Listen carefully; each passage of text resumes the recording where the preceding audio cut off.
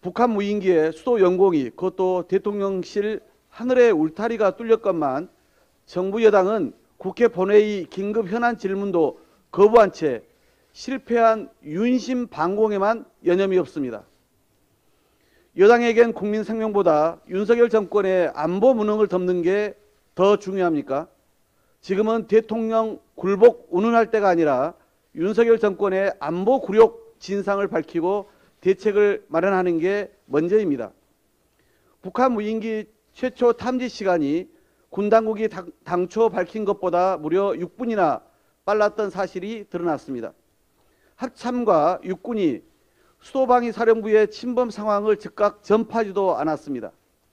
대통령 경호처에 배속된 방공대 역시 비행금지구역 침범 사실을 전혀 몰랐는데도 군은 조사조차 하지 않는다고 합니다. 무인기 대비 태세인 두루미 발령 역시 1시간 반 넘게 소요되며 안보의 골든타임은 사실상 무력화됐습니다.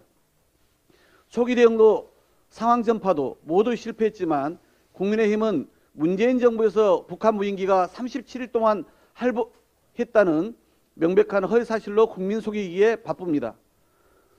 국민의힘이 언급한 북한 무인기는 황교안 대통령 권한대행 시절인 2017년 5월 2일 남하에서 5시간 반가량 비행하다가 추락했고 이를 문재인 정부 출범 한 달 후인 6월 9일 즉 37일 만에 강원도 인제군 야산에서 발견한 것입니다.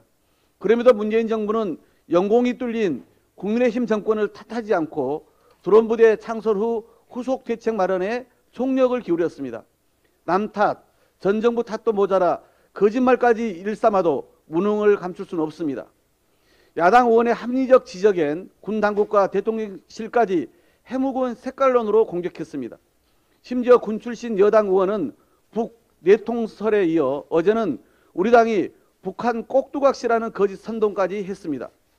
민주당은 신원식 의원의 유언비어 유포의 책임을 엄중히 물어 오늘 국회 윤리위원회에 제소하고 법적 조치도 검토할 것입니다. 군 대비태세와 작전에 실패한 국방부 장관을 비롯해 정부와 대통령실 안보지 라인도 그냥 둘 수 없습니다. 군 통수권자인 윤 대통령은 책임자들을 엄중히 문책하기 바랍니다. 지난 6일 국정조사특위 2차 청문회에서 이상민 장관이 행정안전부가 재난관리 주관기관이라며 책임을 인정했습니다. 행안부는 책임이 없다, 해야 할 일을 다 했다며 미꾸라지처럼 빠져나갔던 이상민 장관이 야당 의원들의 매서운 질의에 이제야 시인한 것입니다.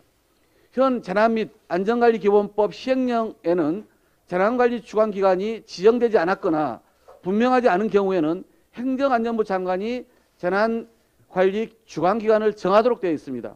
이 시행령에 따른 재난관리 주관기관의 장이 동시에 중앙사고수습본부의 장도 맡게 됩니다. 결과적으로 이상민 장관이 위기경보 발령, 긴급구조 상황관리, 기관 간의 협조체계 등 중수본 구성 및 운영에 관한 모든 행정의 최종 책임자입니다. 그동안 정부 여당은 이태원 참사의 책임을 일선의 현장 소방관과 경찰들에게 뒤집어 씌우며 이상민 장관 자리 보존에만 올인했습니다. 국민이 요구하는 공식적인 사과 한마디 없던 윤석열 대통령은 신년 인터뷰에서 정무적 책임도 책임이 있어야 묻는 것이라는 궤변을 쏟아내 유가족과 생존자 가슴에 대못을 박았습니다. 이상민 장관이 직접 행안부가 재난안전법 시행령에 따른 재난관리 주관기관이라고 밝힌 이상 책임의 근거도 탄핵의 사유도 명확합니다. 지금이라도 윤석열 대통령이 이 장관을 파면할 것을 촉구합니다. 끝내 이상민 장관 지키기를 고집한다면 국회는 정무적 책임뿐만 아니라 법적 책임을 물을 수밖에 없다는 점을 분명하게 경고합니다. 이상입니다.